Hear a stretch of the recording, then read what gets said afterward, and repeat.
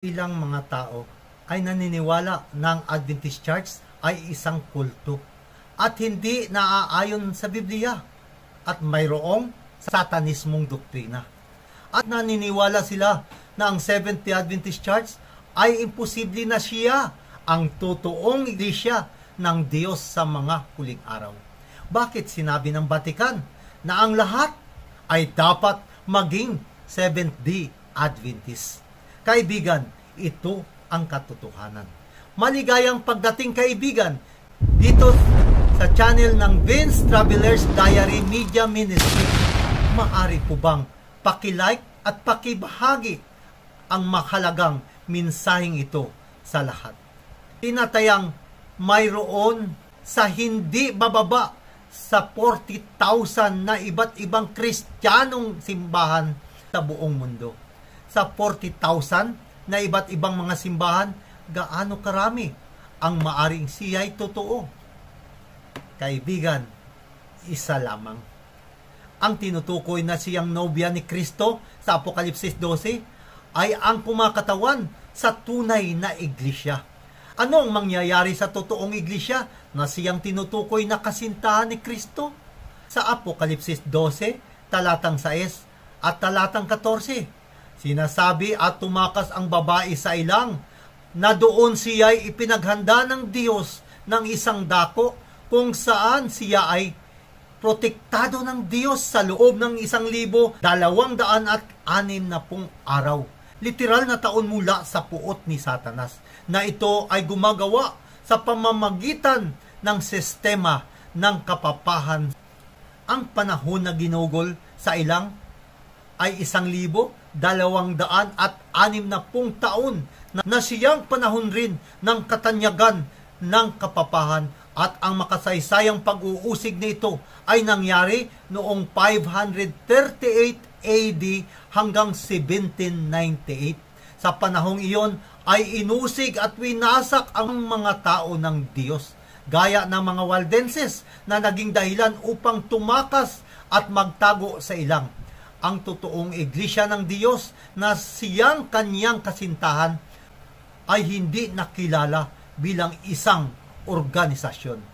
Pagkatapos ng 1,260 taon ay lumabas na ito mula sa pagtatago at ang doktrina bilang apostolikong simbahan ay nanatili, at ang mga doktrina at turong ito ay naaayon lamang sa isang iglesia na nandito sa lupa, at iyon ay ang Adventist Church.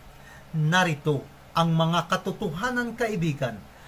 Ang una, na totoong iglesia, ito ay hindi umiiral bilang opisyal na isang organisasyon sa pagitan ng mga taong 538 AD hanggang 1798. Pangalawa, ito ay babangon at gagawin ang mga gawain para sa katapusan ng panahon pagkatapos ng 1798. Maraming mapagmahal at tunay na Kristiyano sa mga simbahang opisyal na umiiral bago ang 1798. Ngunit wala sa mga simbahang ito ang nalabing iglesia ng Diyos.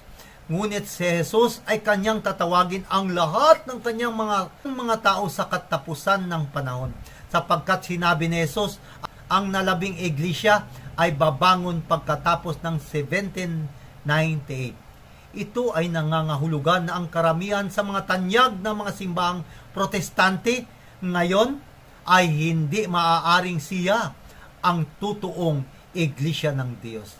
Ang Adventist Church ay umiiral noong 1800s, taong 1861. Ang pangatlo, ito ay magtuturo ng katotohanan. Ang kasintahan ni Kristo ay magtuturo na si Jesus ay ang salita at ang kautusan, sapagkat ang mga bagay na ito ang siyang katotohanan. Ang tunay na iglesia ay hindi ipagtatanggol ang tradisyon. Halimbawa, ang pagsamba sa linggo, sapagkat nagmula ito sa paganismo. Ang pang-apat, dapat ito ay may apostolikong doktrina. Una, ang tunay na iglesia ng Diyos, ang kasintahang babae ni Kristo ay Adventist. Juan 14, talatang 1 at 3. Noong si Jesus ay nandito pa sa lupa, sinabi niya sa kanyang mga alagad na siya ay darating muli. Ang kasintahan ni Kristo ay dapat Adventist na nagtuturo ng ikalawang pagdating ni Kristo, hindi ang secret rapture, hindi ang paboritong kasinungalingan ni Satanas na ang 7 taong kapighatian, na kung saan ito ay isang baluktot na interpretasyon ng messianic prophecy ng Daniel 9. Ang panglima, ang tunay na iglesia ng Diyos ay pananatilihin ang Sabat sa Biblia. Makikita natin ang 84 na pulong ng Sabat na makikita mo sa mga talata sa iyong screen na nagmula sa mga aklat ng Gawa pa lamang. Ang mga Kristiyano na naligtas sa pamamagitan ng biyaya sa Bagong Tipan ay nag-iingat ng Sabat na siyang araw ng Sabado. Anong araw ang pinanatiling banal ng totoong iglesia ni Kristo ngayon? Ito ay ang araw ng Sabat, pinanatiling banal na katulad sa orihinal. May isang pahayag ang simbahang Katoliko tungkol sa Adventist Church. Basahin natin ang kanilang pahayag. St. Catherine Catholic Church, Sentinel, May 21, 1995. Ang mga taong nag-iisip na ang banal na kasulatan na siyang tanging otoridad ay lohikal na dapat na maging Seventh-day Adventist at panatilihin ang Sabado na banal. Ang simbahang Katoliko ay sinabi na kung gusto mong gawin na ang Biblia bilang iyong nag-iisang otoridad, ikaw ay maging Adventist at gawin mong banal ang Sabat. Ang sinabi ng simbahan ng Roma, ang hamon na inilabas ng Roma mahigit na 100 taon na ang nakalipas, na kung sino man ang tama, ang simbahang Katoliko ba o ang Seventh-day Adventist Church? At wala ka nang pagpipilian pa. Ang hamon na inilabas ay mahigit 100 taon na ang nakalipas. Bakit ang mga protestanting mga simbahan na nagsasabing na kinukuha nila ang Biblia bilang siyang kanilang tanging pinagmumulan ng otoridad para sa mga bagay na espiritual, ay nag-iingat pa rin ng linggo bilang Sabat? Samantala sa Biblia ay ipinapaliwanag na ang Sabado ay siyang Sabat. Ang simbahan ng Roma ay nagsasabi na kung gusto mong panatilihin ang linggo na banal, maging Romano Katoliko ka. Sapdag pa nila, kami naman ang gumawa na maging banal ang araw ng linggo. Ngunit kung gusto mong sundin ang Biblia, ay dapat kang maging Seventh-day Adventist. Ang ika-6, nagtuturo ng kamatayan ay natutulog lamang. Mateo 27:52. Ang mga libingan ay nabuksan at maraming katawan ng mga banal na natutulog ang bumangon. Ang ika-7, ito ay magiging pandaigdigang missionary church ayon sa Apokalipsis 14:6. Ang Seventh-day Adventist Church ay itinatag ang gawain sa 202 hanggang 228 na mga bansa sa buong mundo na naitala ng United Nations. Ang ika-8, ipinangangaral nito ang mensahe ng 3 anghel ng Apokalipsis 14, 6 hanggang 14. Sa Mateo 24:14, at ipangaral sa buong sanlibutan ang magandang balita tungkol sa kaharian ng Diyos upang magsilbing patutuo sa lahat ng mga bansa at saka darating ang wakas. Ano itong tiyak na ebanghelyo na tinutukoy ni Jesus? Sa Lucas 8:1, ang binhi ay siyang salita ng Diyos.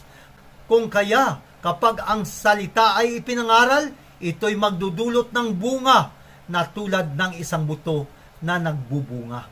Itinuturo ni Jesus ang isang tiyak na ebanghelyo.